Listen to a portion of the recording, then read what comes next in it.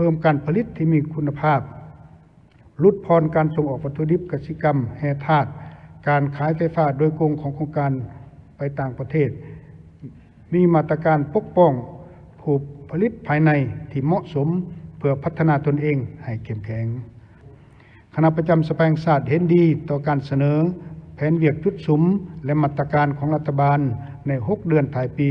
2026 เพื่อเฮ็ดให้การจัดตั้งปฏิบัติแผนดังกล่าวมีผลสำเร็จคณะประจำสภาแห่งชาติเสนอบางมาตรการเพิ่มเติมดังนี้ 1. การเติบโตทางด้านเศรษฐกิจ 1. สืบต่อสุขอยู่พัฒนาเศรษฐกิจสังคมแห่งชาติให้มีการขยายตัวมีคุณภาพรักษาเสถียรภาพด้านการเงินตราให้มีความนักแน่นต่อเนื่องยืนยงและบรรลุตามแผน 2. สืบต่อสุขอยู่ส่งเสริมการลงทุนภายในและต่างประเทศให้แขนงที่ต้องการอย่างมีจุดสุมโดยเฉพาะการผลิตกสิกรรมเพื่อรับประกันการค้ำประกันเสบียงอาหารการปรุงแต่งผลิตภัณฑ์กสิกรรมเพื่อทดแทนการนำเข้าและอุตสาหกรรมปรุงแต่งแร่ธาตุเพื่อสร้างมูลค่าเพิ่มและคุ้มครองการเก็บและรับโดยหันจากแนวคิดแบบเป็นโครงการเฉพาะมาสู่แนวคิดแบบระบบที่มีการเชื่อมโยงระหว่างการผลิตการปรุงแต่งการขนส่งการตลาดเข้ากันเป็นต้องสู่มูลค่าที่สามารถสร้างรายรับที่ยืนยงให้กับประชาชนติดพันกับวาระแห่งชาติว่าด้วยการพัฒนาชนบทและแก้ไขความทุกข์ยากโดยการสร้างเศรษฐกิจเอกราชเป็นเจ้าตนเองขึ้นมาจากหลักฐานส่วนการขุดค้นหรือนำใส่ทรัพยากรธรรมชาติอาจว่าจำเป็นให้ยกเว้นหรือผ่อนผันใดๆสร้างมูลค่าเพิ่มเป็นสินค้าส่งออกให้หลากหลายเพิ่มการผลิตที่มีคุณภาพลดผ่อนการส่งออกวัตถุดิบกสิกรรมแร่ธาตุการขายไฟฟ้าโดยกงของโครงการไปต่างประเทศมีมาตรการปกป้องผู้ผลิตภายในที่เหมาะสมเพื่อพัฒนาตนเองให้เข้มแข็ง 3. สืบต่อพัฒนาแขนงที่มีท่าแห้งเป็นต้นอุตสาหกรรมพลังงานไฟฟ้าและบ่อแฮให้กลายเป็นเสาค้ำการพัฒนาเศรษฐกิจสังคมแห่งชาติโดยเฉพาะการพัฒนาพลังงานสะอาดเป็นมิตรกับสิ่งแวดล้อมให้ความส่วนใหญ่และพิจารณาพลังงานถ่านหินที่จำนวนหนึ่งอย่างเร่งด่วนตามยุทธศาสตร์ของคณะการเพื่อรับประกันเสถียรภาพและการสนองไฟฟ้าและดูแลให้เพียงพอและมีแผนคุมตนเองภายในปี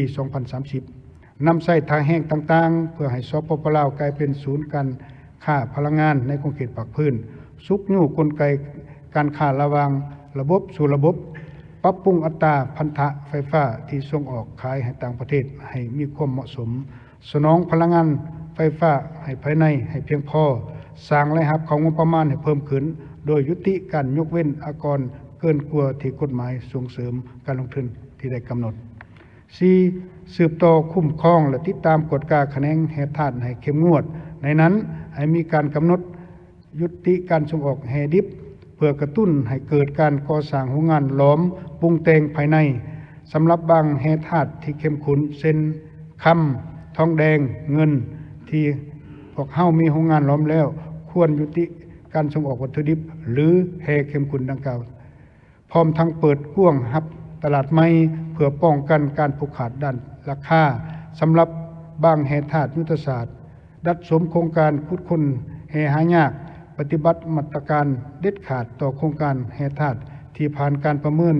อยู่ในระดับประเภท C และ C บวกตามมติของสภาแห่งชาติฉบับเลขที่95สพสลงวันที่18กรกฎาคม2023และ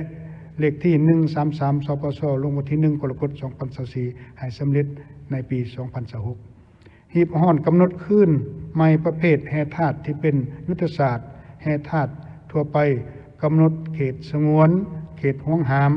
เขตที่อนุญาตให้ขุดค้นให้จะแจ้งชัดเจนสำหรับโครงการอยู่ในระยะศึกษาก่อนก้าวสู่ระยะขุดค้นในต้นน้าให้คัดเลือกเอาโครงการที่เห็นว่ามี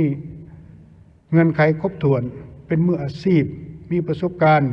มีทุนห้อนมีเทคนิควิชาการที่สามารถยั่งยืนได้และมีกลไกการคุ้มครองการขุดค้นไปตามการออกแบบหรือแผนที่วางไว้เพื่อรับประกันความปลอดภัยและผลประโยชน์ของประชาชนรัฐและผู้ลงทุนให้เหมาะสม